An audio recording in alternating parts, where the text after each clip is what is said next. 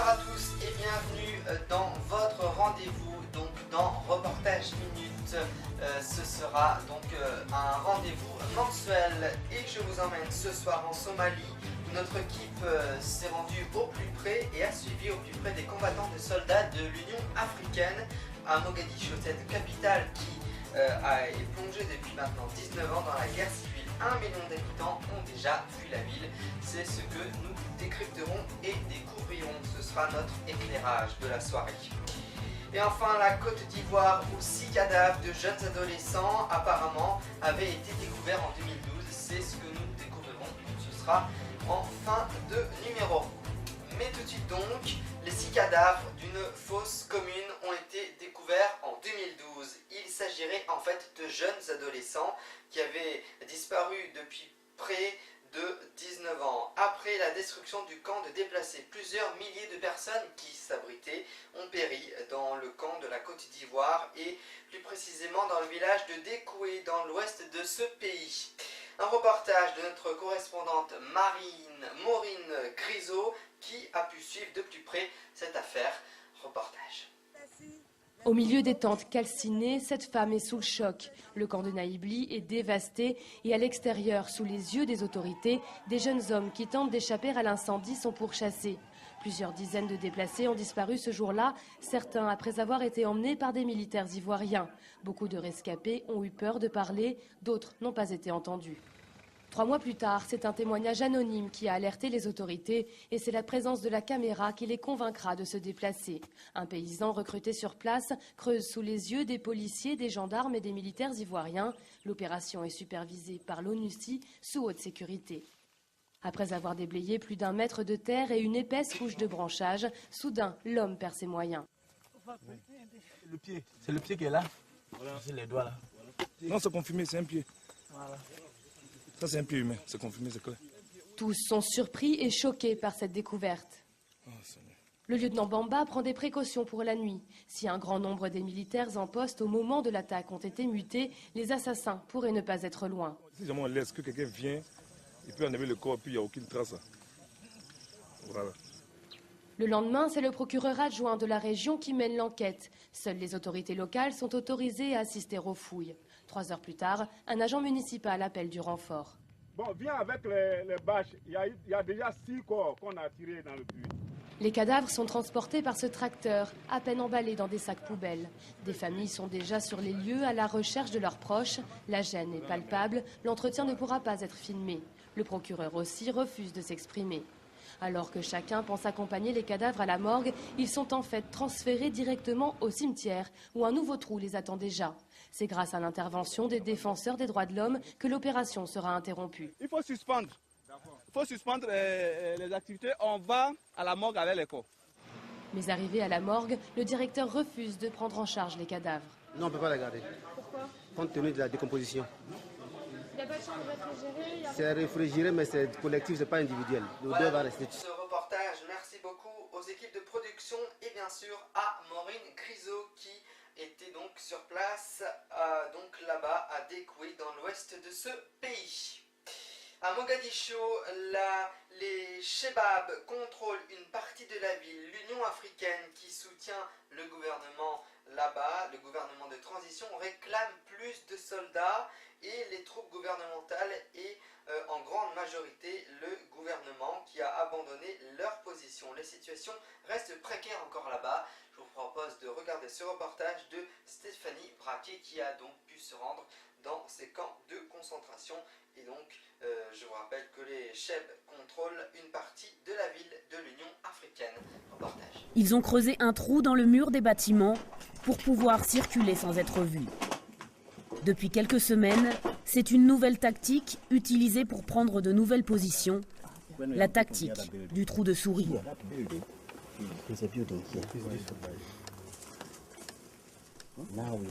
Maintenant, on a réduit l'espace qui est de 150 mètres. On s'approche peu à peu de l'objectif. Et ils ne verront pas quel est notre objectif.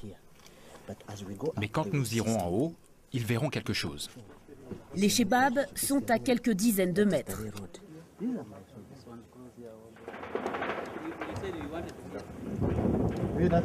Des tirs d'AK-47 retentissent. Les Ougandais se protègent derrière des sacs de sable. Les soldats somaliens, eux, se font plus rares. Pendant ce temps, un autre groupe tente de gagner du terrain et avance de l'autre côté.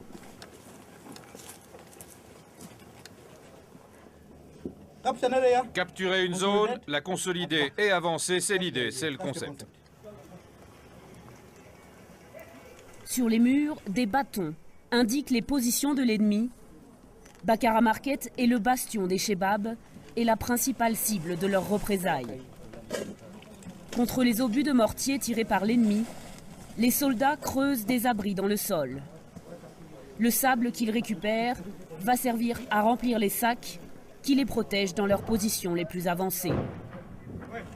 La clé, c'est de s'emparer des immeubles les plus hauts. À Mogadiscio, le terrain se prend mètre par mètre, maison par maison.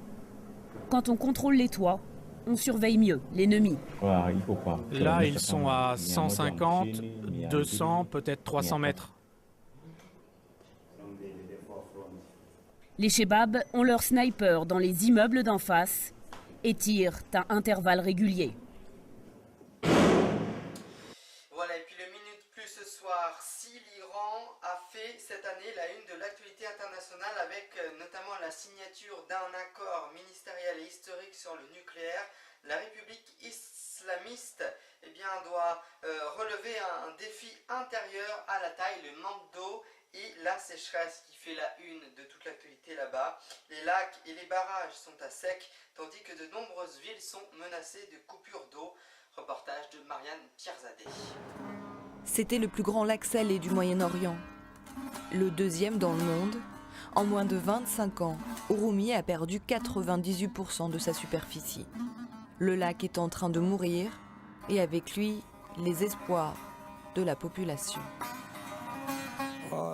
Dans mes souvenirs, lorsque j'ouvrais mes yeux, le lac était devant moi, vivant.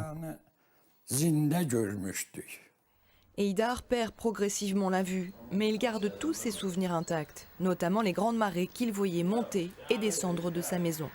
Nous montions dans les bateaux à voile en bois pour emmener les moutons sur les îles du lac pour les faire brouter. Lorsque nous étions enfants, il y avait une île avec des rochers dont on ne voyait que les sommets.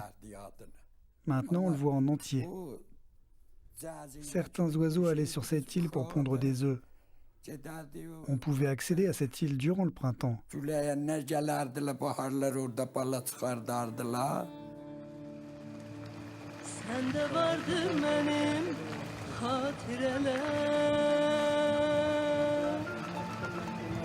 Aman urmu gölüm, kurusan öller. 3 millions de personnes vivaient autour du lac, mais sur des dizaines de kilomètres, on ne voit plus que des hôtels à l'abandon, comme si la vie s'était brutalement arrêtée. Je crois que c'est fermé. Oui, ils ont verrouillé, puis ils sont partis. C'est comme une ville morte ici maintenant. Le directeur du parc national tient à nous montrer les vestiges de cet âge d'or. Il y a encore 10 ans, des touristes de tout le pays se pressaient sur ces plages et dans cette eau, réputée pour ses bienfaits thérapeutiques. Avant, c'était des douches d'eau chaude. Le réservoir en haut chauffait l'eau.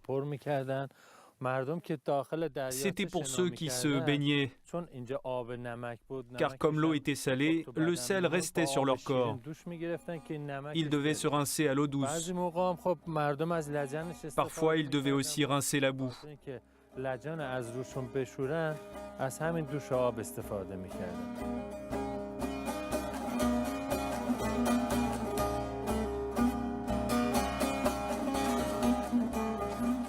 Les spécialistes estiment que le lac pourrait totalement disparaître d'ici 3 ans.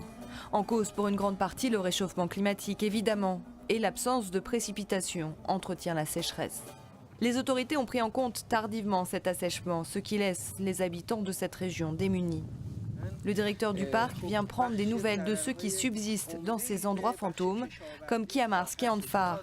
Il dirige ce qui était autrefois l'un des plus grands ports du lac d'Oromieh. Regardez comme c'est sec. L'eau a disparu. Quand il y avait de l'eau, il y avait de nombreux voyageurs ici. Mais désormais, tout n'est que désolation. Nous avons beaucoup investi ici, mais tout est complètement en ruine. À part des pertes, il n'y a plus rien. Et l'homme n'est pas franchement optimiste pour l'avenir du lac. Pour lui, cet assèchement était prévisible et aurait pu être empêché. Moi, je dis souvent qu'un enfant qui prend froid, si vous ne le soignez pas, il va s'affaiblir, et puis il aura des crises. Et puis après toutes ces crises, il va mourir. Et c'est la même chose pour ce lac. Si au début ce lac avait reçu plus d'attention, il n'aurait jamais été dans cet état. De toute façon, ce n'est pas un problème qui date d'aujourd'hui, mais d'hier. Les anciens gouvernements n'ont jamais réussi à le sauver. Cette mère qui est malade, ils n'ont pas réussi à la sauver.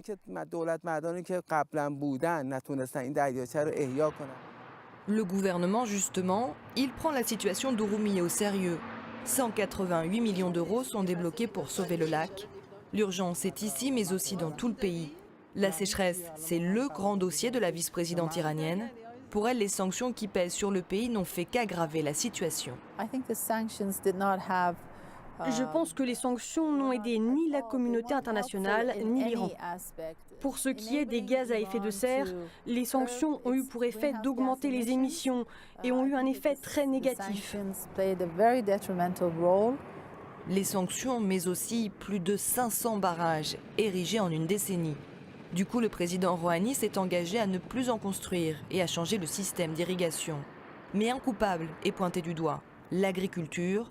90% de l'eau lui est consacrée. Nos agriculteurs doivent changer leur manière de cultiver, d'irriguer. Par exemple, ici, on ne devrait pas planter du riz, car le riz demande beaucoup d'eau. Ils doivent changer leurs pratiques, et c'est ce qu'on leur demande. Nous n'avons pas beaucoup d'options.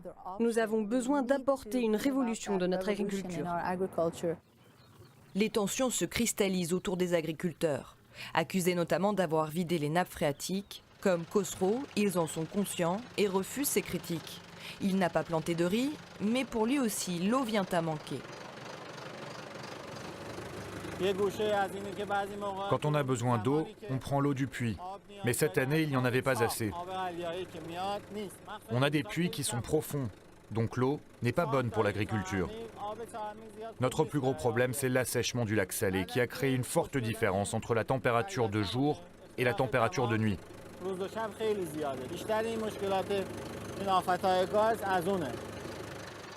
Ces changements de température détruisent les plantations. Mais il y a pire. La sécheresse favorise une bactérie qui s'attaque aux cultures. Ce producteur de pommes et de raisins a dû faire abattre 50% de ses arbres à cause de ce virus. Regarde, c'est ici, juste ici, regarde. Bah oui, que veux-tu? Là, la bactérie est ici. Il faudrait couper à cet endroit cette année. Mais l'année prochaine, ça va se propager. Donc, il faudra couper encore. Ça me rend triste. Les agriculteurs riverains du lac sont presque ruinés et ils ne peuvent pas revendre, même si le gouvernement promet de leur racheter leurs terres. C'est la même situation partout. Si je veux changer de job, je dois vendre mon terrain. Personne ne l'achètera parce que tout le monde est conscient du problème de sécheresse. Du coup, les prix des terrains sont très bas. Puisqu'il n'y a pas d'eau, personne ne viendra cultiver ici. Le gouvernement doit nous soutenir, au moins pour nous fournir des pesticides à un prix plus bas. À 2200 km de là, à la frontière afghane, Zabol et ses environs. Un autre lac est lui aussi en train de disparaître. Il y a encore 10 ans, le lac Damoun faisait vivre une partie des 400 000 habitants du coin. Une denrée vitale dans une région déjà très pauvre, mais du côté afghan, une partie de l'eau serait retenue avant même d'arriver plus bas, en Iran. Alors devant la boulangerie, des riverains en colère nous interpellent. Il y avait le lac, on pêchait, on cueillait et on ramassait des roseaux, on vivait quoi. Aujourd'hui nous avons des enfants et il n'y a personne pour nous aider. Nos réclamations ne mènent nulle part. Nous venons acheter du pain, il faut payer, il y a trop de monde. On n'a pas de farine pour faire du pain nous-mêmes.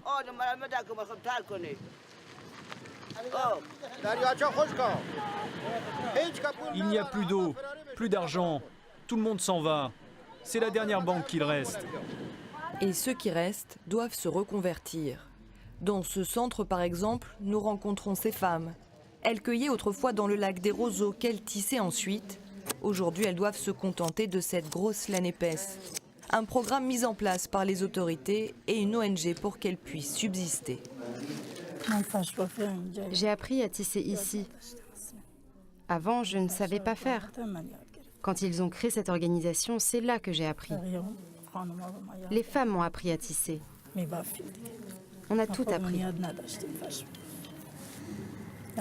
Je suis obligée de venir travailler ici car j'ai perdu mon ancien travail. Je n'avais jamais tissé auparavant. Avant, je gagnais ma vie grâce au lac. Cet endroit m'a beaucoup aidée.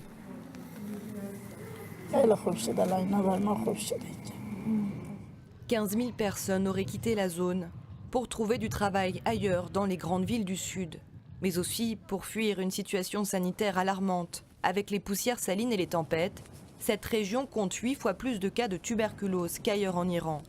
Ce médecin a un nouveau cas par mois, alors il tente de faire de la prévention comme il peut. Il faut faire un peu d'éducation. Il faut informer sur les règles d'hygiène et qu'ils les respectent. Pendant ces tempêtes qui ont lieu au printemps et en été, pendant 4 mois, il faut utiliser un masque. Il faut leur dire qu'il ne faut pas se baigner, ne pas utiliser cette eau pour boire ou même pour se laver. Cette eau, certains l'utilisent pourtant. Un peu plus loin, nous rencontrons ces nomades qui ont dû changer leur manière de vivre.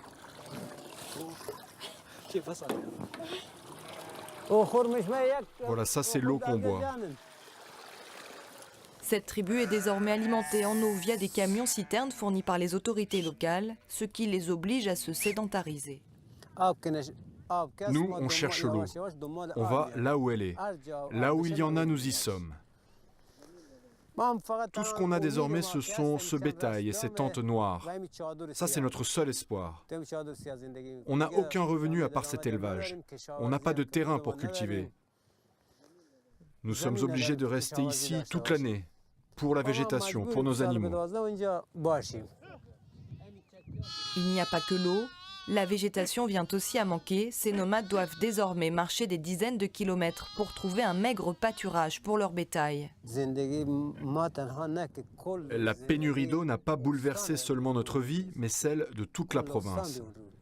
Zabol était connu comme étant le grenier à céréales de toute la région. On exportait même ces céréales vers d'autres pays. Et là, c'est désormais à nous d'importer d'autres provinces. L'Iran, riche en pétrole, mais pauvre en eau. Un ancien ministre de l'Agriculture est même alarmiste. Le pays pourrait devenir un vaste désert dans les prochaines années. Plusieurs grandes villes sont même menacées de coupures d'eau, comme la très touristique Ispahan. Voilà Zayanderun, littéralement la rivière qui donne la vie, un souvenir de sa splendeur passée. Aujourd'hui, elle est détournée une grande partie de l'année pour irriguer des terres agricoles plus au sud. Alors les habitants cherchent à sauver les poissons pris au piège dans les eaux stagnantes. Voilà les poissons, là. Dans le peu d'eau qu'il reste, il y avait de gros poissons. Et quand on est revenu ce matin, les gros poissons étaient morts. On est triste, comme lorsqu'on perd quelqu'un de très cher. Dieu est témoin, quand j'ai vu ça ce matin, j'ai eu très mal à la tête.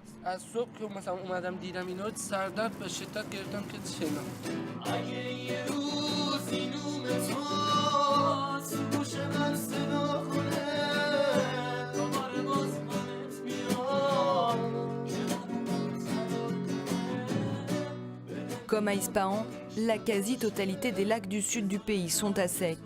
Une pénurie d'eau qui pourrait pousser plusieurs milliers de personnes sur les routes de l'Exode.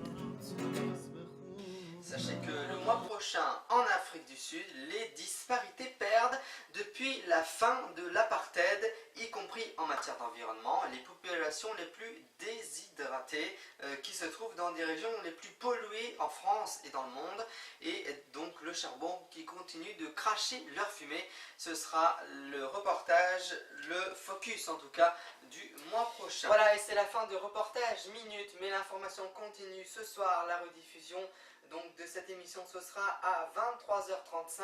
Pour ma part, j'aurai plaisir de vous retrouver en février, c'est-à-dire le mois prochain, donc pour redécouvrir d'autres reportages de Reportage Minute. Très belle soirée.